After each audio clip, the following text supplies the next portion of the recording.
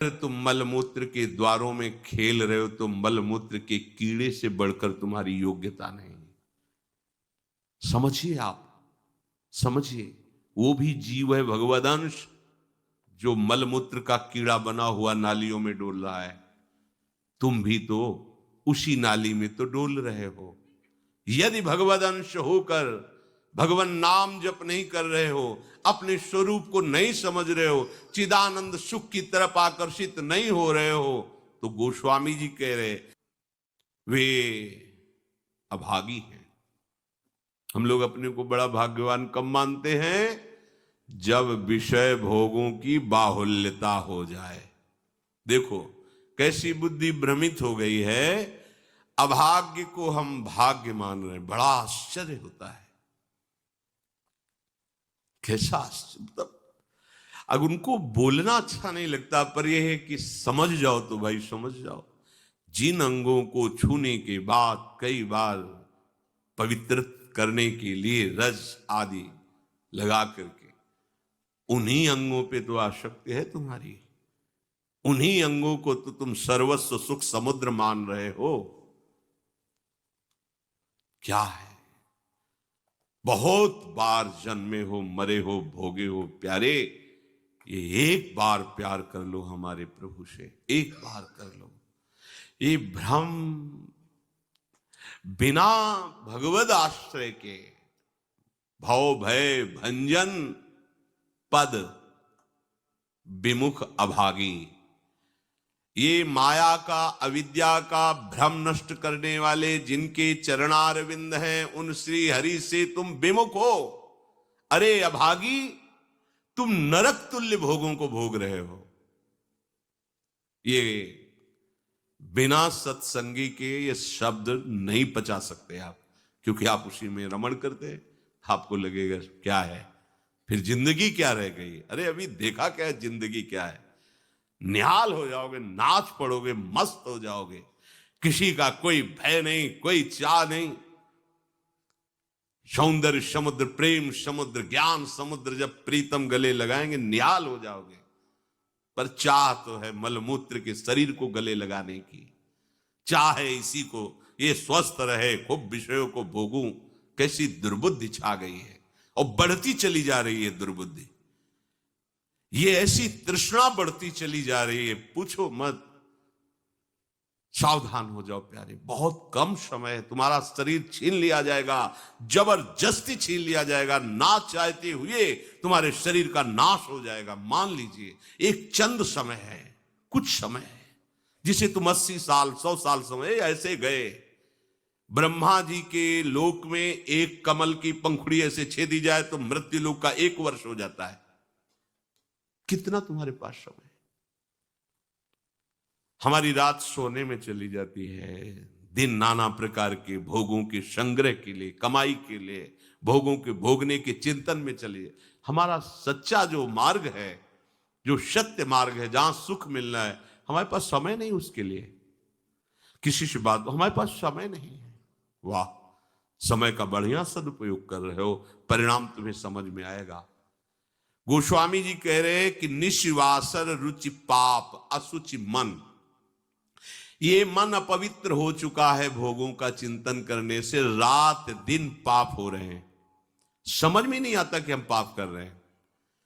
एक सेकंड में हमारे मन की वृत्ति दूसरे के दुख को दुख नहीं समझती, उसे दुख देकर सुख भोगने के लिए आज्ञा दे देती।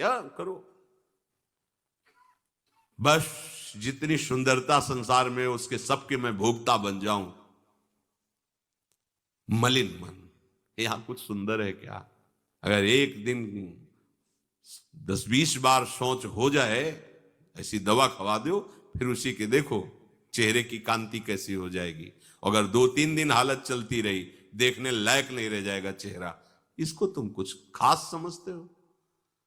पानी का बुलबुला फूटने में देर नहीं लगती, पर तुम कमा क्या रहे हो?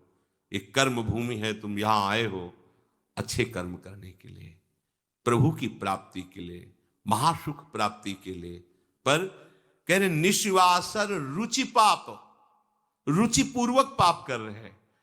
छल पूर्वक आपने किसी का धन अपहरण कर लिया, किसी की हिंसा कर दी, व्यभिचार कर लिया, आप अपने मित्रों में बैठकर अहंकार पूर्वक बात करते, तुम्हें पता है मैंने इतने रुपए उड़ा दिए, उसको पता भी नहीं चलने दिया, पता है तुमने आज हमने उसके साथ एक गलत किया, कोई कुछ नहीं कर सकता, इतने वीर नहीं हो।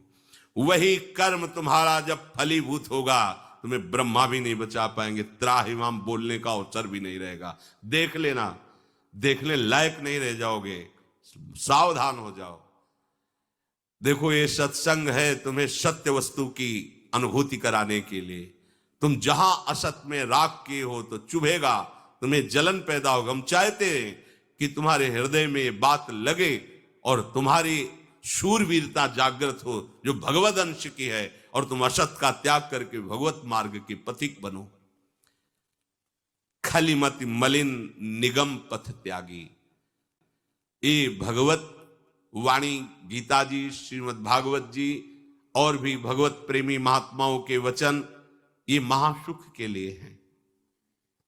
तुम इनका त्याग करके मनमानी आचरण कर रहे हो, बहुत समय नष्ट कर रहे हो, आप पछताना पड़ेगा। ऐ खल, अपनी मति को असत आचरणों में मत लगा, अपनी दुष्टता को मत बढ़ा और गर्व करता है कि मुझे कोई भी परास्त। तुम हो क्या, हो क्या तुम? एक सेकंड में दिल की गति रुक जाए, तुम हो क्या? कुछ नहीं हो, कुछ नहीं रोक सकते हो। सावधान हो जाओ। राधा राधा राधा, सावधान होकर चलोगे, महासुख स्वरूप तुम हो, तुम्हें किसी और सुख की जरूरत नहीं है। हमारी दुर्दशा ऐसी क्यों है? नहीं सत्संग, सत्संग केवल भगवत प्राप्ति के लिए होता है। बड़े भाग पाइप सत्संगा, बिनय प्रयास होए भवभंगा। ये मनोरंजन नहीं है, इसीलिए सत्संग मिलना दुर्लभ होता है।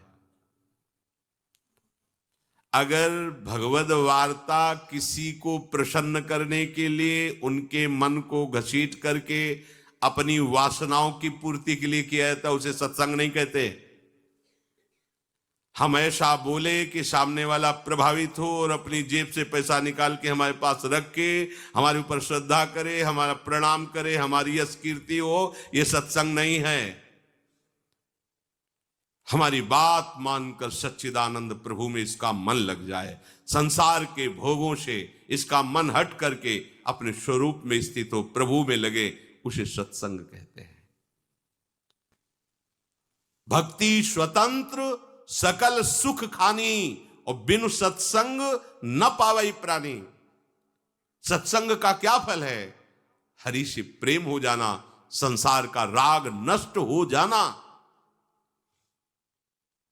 सत्संग का सीधा फल है प्रभु से प्रेम होना। अगर प्रभु से प्रेम नहीं हो रहा, आपको अपने दोस्त सत्संग में बैठने पर जला नहीं रहे, तो सत्संग नहीं हो रहा, मनोरंजन हो रहा है।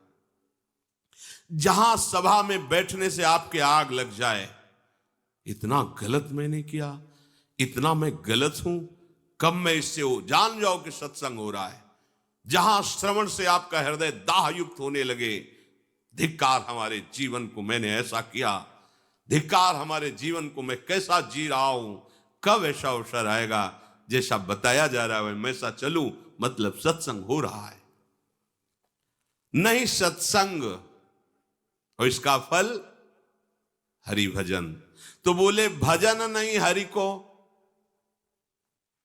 आप इतना दान करें आपको इतने गुना मिलेगा, आप ऐसा करें ऐसा हो जाएगा, 100 में 10 रुपए दान करें 90 आपके पवित्र हो जाए। सत्संग नहीं, ये सत्संग नहीं। 100 में 90 अपने मानिए और 10 हमें दे दीजिए, इसे सत्संग नहीं कहते। 100 के 100 का अभिमान त्याग कर प्रभु के चरणों, वो 100 है, 100 को स्वीकार मत करो तो जीवित रहोगे, 100 को स्वीकार कर लिया तो 100 हो जाओगे। 100 का मतलब समझते हो? जिन हरि भगत हृदय नहीं आनी, जीवित सब समान ते प्राणी। जीवित सब जिंदा मुर्दे के समान, ते नर नरक रूप जीवत जग। किसी भी वस्तु का अहम और ममत्व न रह जाए और प्रभु में यह सत्संग का स्वरूप। सत्संग का स्वरूप तुम्हारे मन को खुशी नहीं, तुम्हारे मन को मार देगा। सत्संग का स्वरूप तुम्हारे मन को मार करके सच्चिदानंद प्रभु में लगा देगा।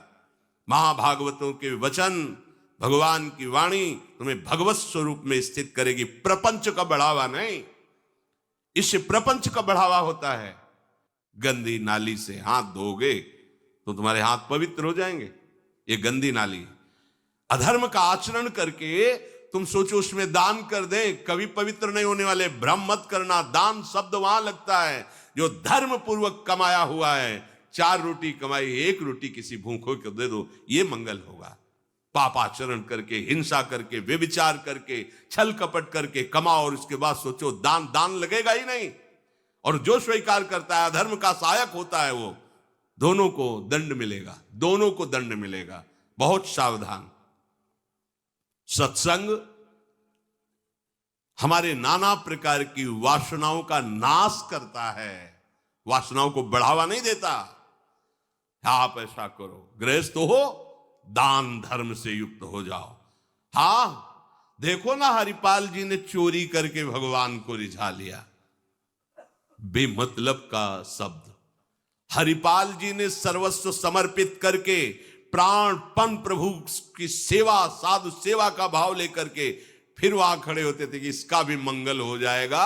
जो भगवत भी अगर रामकृष्ण बोल दिया तो बोले नहीं, अपने सुख के लिए नहीं, अपने सर्वस्व का न्यौछावर करके कोई ऐसा दिखाई दिया जो रामकृष्ण हरि से विमुख है, उसका अर्थ लेकर संत सेवा में लगा दिया।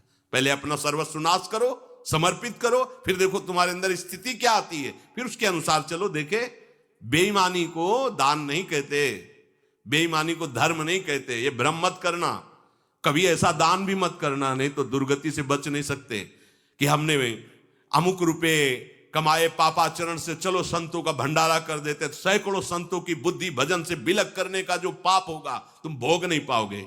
मत देना कभी संतों को, जो तुम्हारा पाप का कमाया हुआ धन हो, कभी मत देना संतों को। उन्होंने जीवन अर्पित किया प्रभु के लिए। अगर तुम्हें पवित्र होना है तो प्रणाम करो, उनकी बात मानो, इसी से तुम्हारा मंगल हो जाएगा। और धर्म से यदि कमाया है, 4 रोटी है, 1 दे दो, मंगल हो जाएगा। बात इस तरह से। सत्संग का फल सीधा भगवत स्वरूप में स्थित होना, प्रपंच का बढ़ावा देना नहीं। अगर अपनी वासना को अंदर रख करके बोला जाता है वो हम खुद असत्य में स्थित हैं, तो क्या सत्संग? जब तक श्री हरि की निष्ठा नहीं और हरि का प्रभाव सामने, साधु सोई जो विषय छुड़ावे। सत्संग हरि भक्ति में दृढ़ करता है। सत्संग से विवेक, विवेक से वैराग, वैराग से अनुराग क्रम है। बिन विवेक वैराग भक्ति बिन सत्य न एको मानो, भगवत विमुख कपट चतुराई सो पाखंडे जानो। आज हमें पाखंड प्रिय लगता है। नाटक ड्रामा करके हम जितना लोगों को रिझा लें उतना बस। बहुत सावधान, ये रिझाने का नहीं है, ये रिझाने को हरि के लिए, हरि को रिझाओ।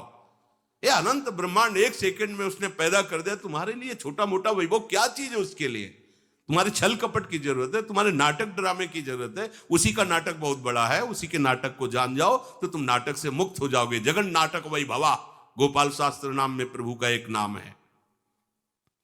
नहीं सत्संग भजन नहीं हरि को, श्रवण न राम कथा अनुरागी।